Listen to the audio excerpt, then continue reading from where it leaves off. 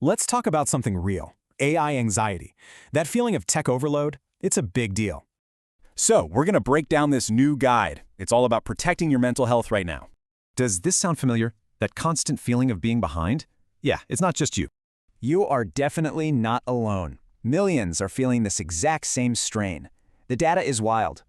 Get this, a full 40% of us are worried that AI is coming for our jobs.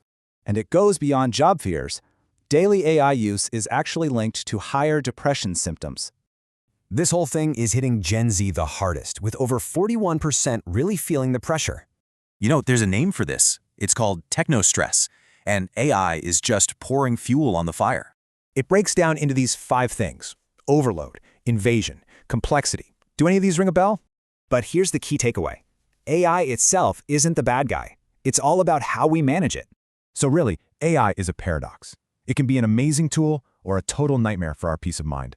Sure, it makes us more efficient, but the flip side is dependency and way more anxiety. So the big question is, how do you get the good stuff without the burnout? Well, that's what this guide is for. It's packed with 9 realistic strategies to help you cope without having to log off completely. Things like timed sessions, focusing on just one tool, and even how to reset your body afterward. I love this. Setting boundaries doesn't mean you're behind. It means you're being sustainable and smart. And it's not just ideas. There's a whole 4-week plan to help you actually build these habits. The whole point is to get your focus back, to move from that constant chaos to a sense of calm.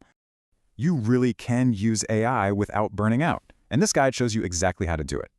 Plus, this guide is part of the amazing Digital Wellbeing Collection. It's a whole series for this stuff.